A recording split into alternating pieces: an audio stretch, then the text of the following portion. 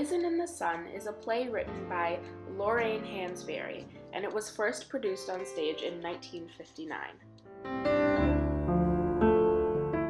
No one believed that this play would be successful due to its brutal accuracy of displaying the racial dynamics of the time period. However, the play was in fact nominated for 4 Tony Awards and was named the Best Play of 1959 by the New York Drama Critics Circle. The play is centered around the Younger family that consists of Mama, Beneatha Younger, Walter Lee Younger, Ruth Younger, and Travis Younger.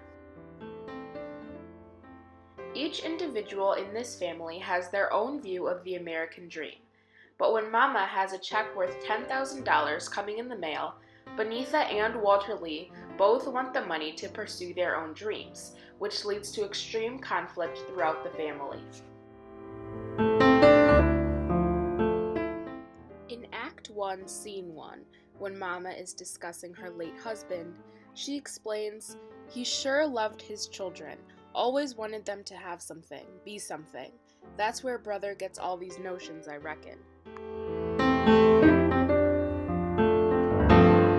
This mentality of a father wanting his children to have something in this world is very true of the time period. In the 1950s, many African American fathers' perception of the American dream was for their children to live in a racism-free environment, so they did everything they could to shield and protect their families from the racism throughout the country. In Act 1, Scene 2, Mama says, "Ain't nobody said you wasn't grown, but you still in my house and my presence, and as long as you are, you'll talk to your wife civil. Now sit down." This quote shows that while Mama was quiet throughout much of the play, she still had lots of authority. This is definitely an accurate portrayal of African American mothers during this time period, because in the 1950s, only 43% of African American women had jobs, and only half of that number were mothers. So with all the time that these mothers spent at home with their children, they disciplined them and taught their children to respect them as a mother and as a human being. However, while this quote shows Mama disciplining her kids, later on in the play she begins to feel that her harsh ways are what is driving her kids away from her, and she begins to give them more responsibility because she does not want to push them away. This shows the more soft and maternal side of Mama, which is also very true of the time period, because African American women were very motherly to children, even if not their own. This can be seen in the Academy Award-winning film The Help, which takes place just 2 years after Raisin in the Sun does. In The Help, a maid, Abilene, has very motherly instincts toward a child who she takes care of for a white family.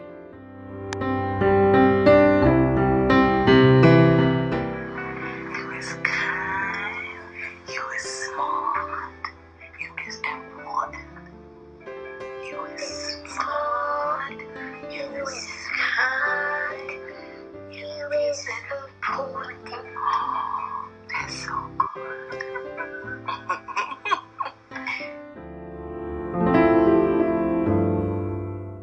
Mama, in the play, as well as mothers during this time period, used a combination of discipline and soft maternal guidance as a way to pursue their American dream of having children that were strong yet kind.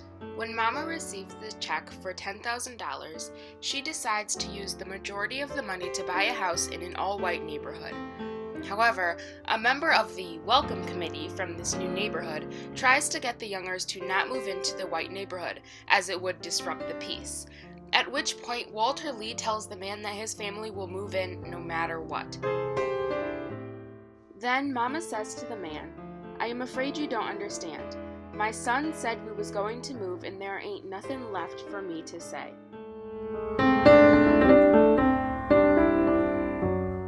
This quote is Mama implying that she is officially giving Walter Lee more leadership in the family, because even though the family is African American, gender roles still apply.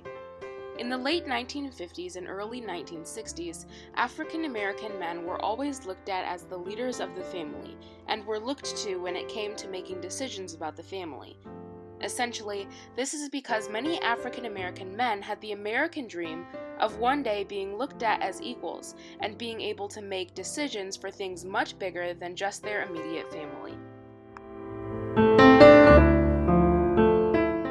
In a report released by the Urban Institute, the state of the African American family is worse today than it was in the 1950s and 60s. The report also acknowledges that households of all ethnicities are suffering. So maybe African American families, as well as families of other races, should look back and take some of the traditional values shown by the younger family in Hansberry's A Raisin in the Sun, while also creating new American dreams to strive for in today's society.